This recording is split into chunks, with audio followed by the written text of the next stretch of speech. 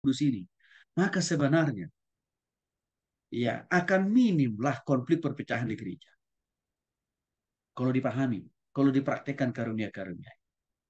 Sekali lagi Bapak Ibu dikasih oleh Tuhan Kristus, karunia karena memperlengkapi ini Tuhan berikan untuk melatih orang percaya supaya makin lebih efektif untuk melayani. Karunia tugas Roh Kudus berikutnya adalah membentuk kita menjadi keluarga Allah supaya bertumbuh, berubah, dan dewasa rohani, karakter, dan seterusnya. Terambil dari Kisah Para Rasul 1 ayat 8. Tetapi kamu akan menerima kuasa kalau Roh Kudus turun ke atas kamu. Dan kamu akan menjadi saksiku di Yerusalem dan di seluruh Yudea dan sampai Samaria dan sampai ke ujung bumi. Bapak Ibu dikasih oleh Kristus. Salah satu tanda bahwa kita sedang dipimpin dan dikuasai dan didiami oleh Roh Kudus, dikatakan di sini kita harus juga menjadi keluarga yang bertumbuh, berubah, dewasa, rohani dan karakter dan juga dalam hal apa? Bermisi. Kisah Para Rasul 1 ayat 8 dikatakan, tetapi kamu akan menerima kuasa Roh Kudus. Kalau Roh Kudus turun atas kamu, artinya apa? Sejak kita bertobat terima Yesus, Roh Kudus sudah serta-merta ada dalam hidup kita. Maka tidak ada alasan bagi kita, aduh saya nggak bisa memberitakan ini. Enggak, karena Roh Kudus itu sudah ada dalam hati Bapak Ibu. Jika kehadiran Roh Kudus yang ada dalam diri kita itu harus memotivasi kita, menyemangati kita untuk apa? Konsisten memberitakan ini. Dan dimulai dari Yerusalem kita.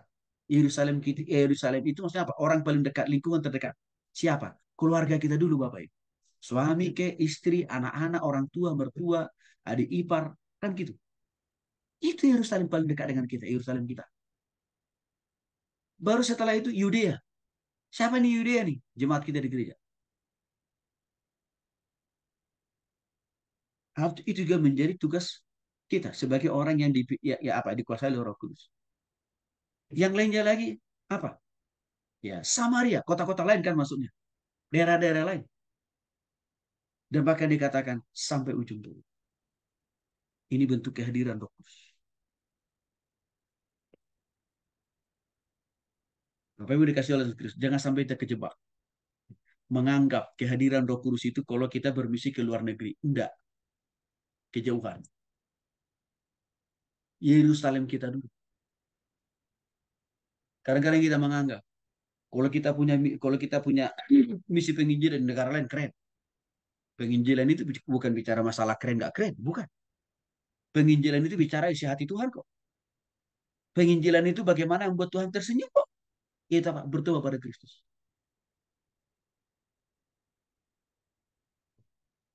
Hari-hari ini banyak orang kejebak supaya kelihatan bahwa mereka masih bermisi, bahwa mereka masih melakukan isi hati Tuhan apa? Kejauhan bermisinya ke luar negeri.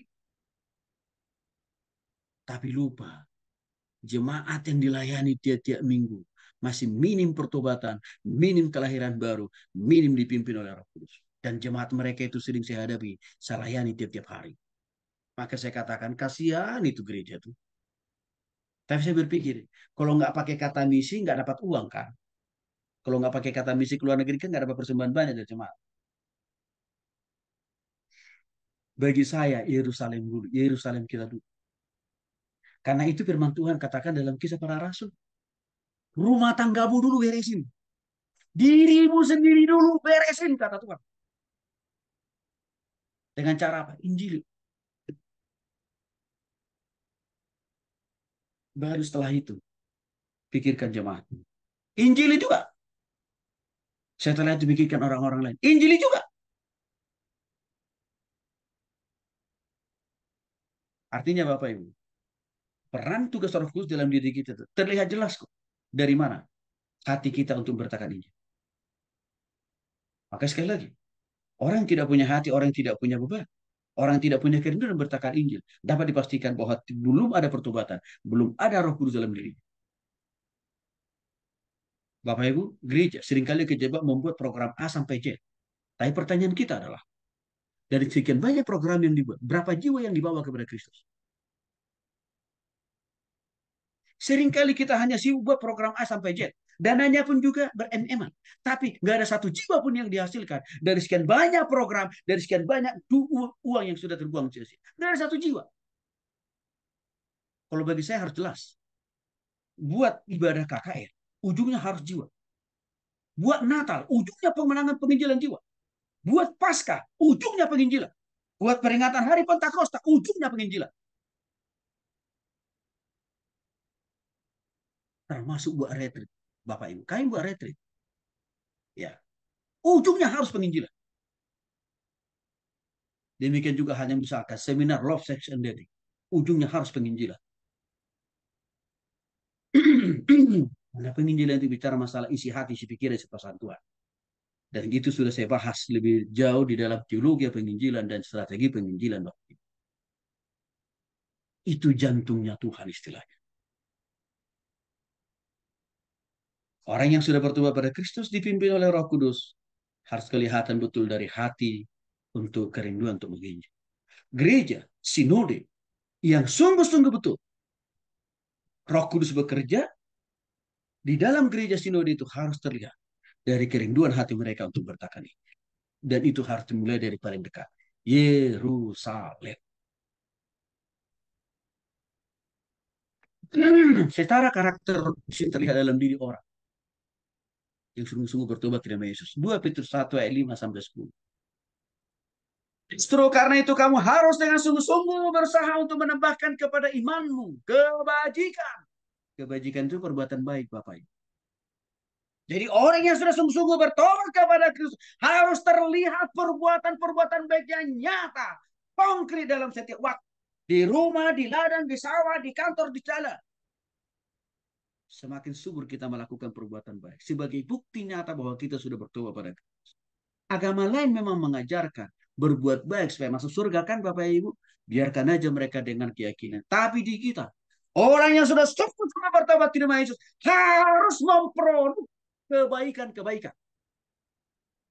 Maka kalau orang ngaku sudah bertobat di nama Yesus, tidak makin banyak perbuatan baiknya dia. Omong kosong dia ngaku sudah bertobat di nama Yesus.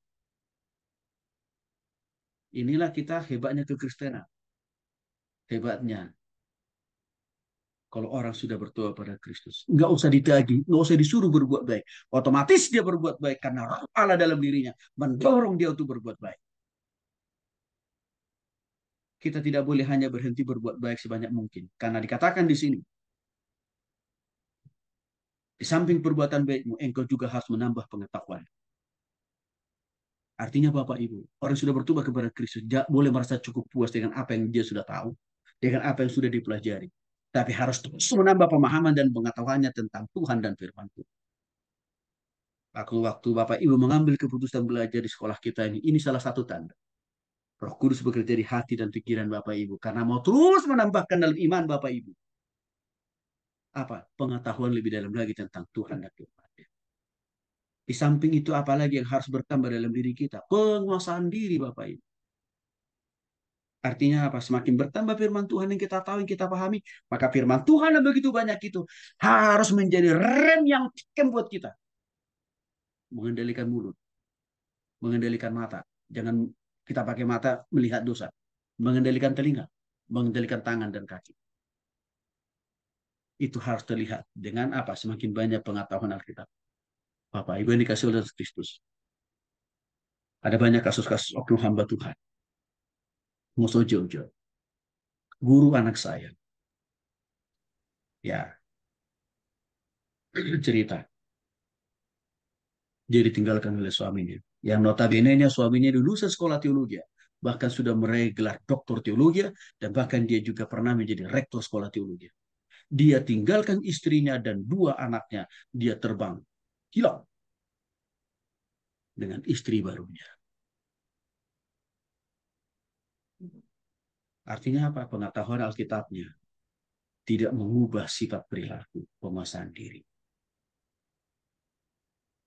Pengetahuan Alkitab kita harus membuat kita bisa ngerem emosi, kemarahan.